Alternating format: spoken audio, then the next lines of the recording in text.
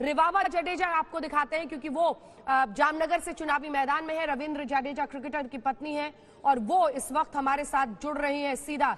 रिवाबा जी दिखा रहे तस्वीरें हम दिखाते हैं जामनगर नॉर्थ से। वो आगे है, माफ कीजिएगा, वो आगे चल रही है अपनी सीट पर।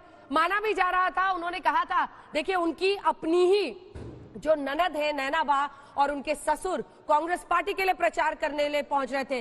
रिवाबा जडेजा आगे है, क्योंकि रिवाबा जडेजा बार बार ये कहती थी कि मेरे साथ रविंद्र जडेजा है। और दूसरे नंबर पर वहां पर अभी तक जो जानकारी मिल रही है उसके मुताबिक नोटा है, यानी कांग्रेस पार्टी के लिए जो प्रचार अपने ही परिवार के लोग कर रहे थे वो रंग लाता हुआ नहीं दिखाई दे रहा है।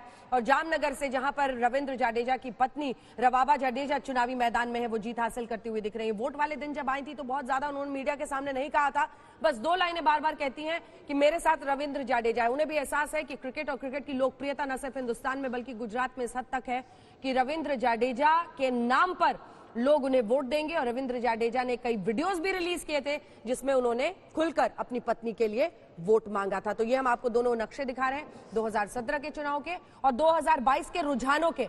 अभी नतीजे नहीं है, ये रुझान है। रुझान से आप समझ सकते हैं 123 सीटों के लिए अभी तक रुझान आ चुका है, जिसमें 95 पर भारतीय जनता पार्टी है, 24 पर आगे है गुजरात में कांग्रेस पार्टी, वहीं 4 सीटों पर सिर्फ आम आदमी पार्टी अटकी हुई है। लेकिन ये 97 से देखिए अब नीचे फिसल गया है जरा सा, बीजेपी 94 पर पहुंच गई है। वहीं ऊपर नजर मारिए तो बीजेपी आगे दिखाई दे रही है, 16 सीटों पर आगे है बीजेपी हिमाचल में, वहीं 15 पर कांग्रेस, आप 0 पर। और इस वक्त की बड़ी खबर आपको देते हैं, कम से कम रुझानों में 92 सीटों के साथ भारतीय जनता पार्टी अपनी सरकार बनाती हुई नजर आ रही है। सरकार बनाने के लिए जिन 92 सीटों का आंकड़ा चाहिए वहां पर बीजेपी आगे की तरफ क्रॉस कर गई थी, लेकिन आंकड़ा तेजी से नीचे गिरा है, 91 सीटें। और यहां पर कांग्रेस पार्टी देखिए तेजी से बढ़ी है 29 सीटों के साथ। आम आदमी पार्टी का भी आंकड़ा खिसक गया है, 5 से अब 4 पर आ गई है। बीजेपी 91 पर आ चुकी है। बीच में हमने देखा था 98 में किस तरह से बीजेपी ने क्रॉस किया था 98 का आंकड़ा। 99 पिछली बार भारतीय जनता पार्टी ने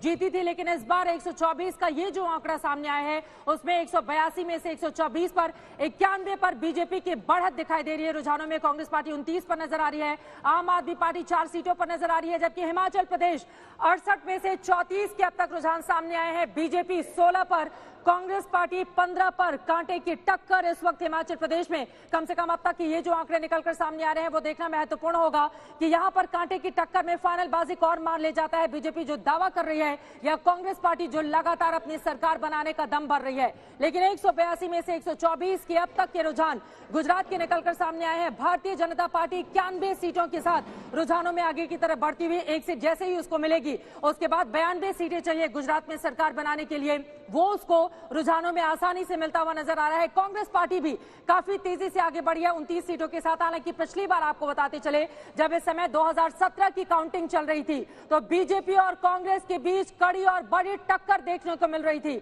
लेकिन इस बार की तस्वीर साफ साफ बयां कर रही है कि क्लीन स्वीप गुजरात में भारतीय जनता पार्टी के लिए है। 91 सीटें। राजीव जेटली जी हमारे साथ मौजूद हैं। राजीव जी, मैं आपके पास आऊंगी, लेकिन उसके पहले एक बार फिर से 124 के ये बड़े आंकड़े सामने आए हैं। 182 में से भारतीय जनता पार्टी 91 पर, एक सीट और मिल जाएगी, उसके साथ ही रुझानों में उसकी सरकार तो बन जाएगी, लेकिन क्या वो 127 का 2002 का आंकड़ा अपना तोड़ पाएगी या फिर 1995 का? माधव सिंह सोलंकी जो कांग्रेस पार्टी के दिग्गज नेता थे, मुख्यमंत्री थे गुजरात के, 149 सीटें कांग्रेस पार्टी ने 1985 में जीती थी गुजरात में, क्या उस आंकड़ों की बराबरी कर लेगी? जैसा कि एग्जिट पोल में 151 तक सीटें दी गई है कांग्रेस पार्टी को, और यहां पर देखिए बीजेपी 93 पर पहुंच चुकी है, यानी कि रुझानों में भारतीय जनता पार्टी की सरकार बनती हुई नजर आ रही है। सीजे राजीव जेटली जी आपका रुख करते हुए, अब कम से कम रुझानों में ही सही सरकार बन गई आपकी।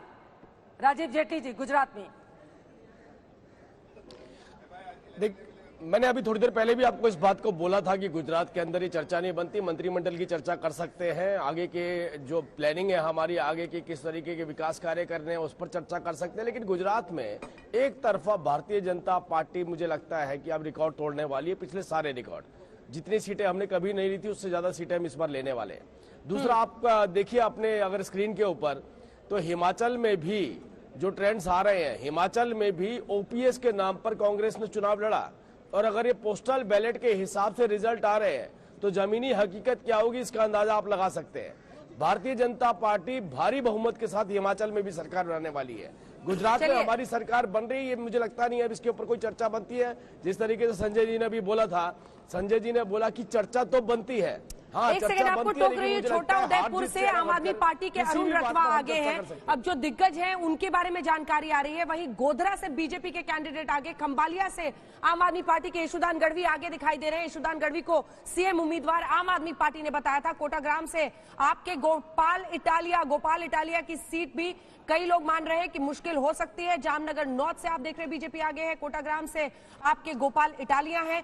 वहीं विराचा रोड से आप देखिए तो अल्पेश कठीरिया हैं, उनके बारे में भी जानकारी मिलेगी, देंगे। जामनगर नॉर्थ से बीजेपी की रिवाबा जाडेजा आगे चल रही हैं। रविंद्र जाडेजा की पत्नी जो कि चुनावी मैदान में उतरी है, बीजेपी की तरफ से वो इस बार चुनाव लड़ रही है। गुजरात में कुल 144 सीटों के रुझान और सेंचुरी मारती हुई भारतीय जनता पार्टी दिखाई दे रही है। गुजरात में सेंचुरी मार रही है। वहीं 20 सीटों के साथ हिमाचल प्रदेश में भी वो आगे हैं। 17 पर कांग्रेस पार्टी टिकी हुई है।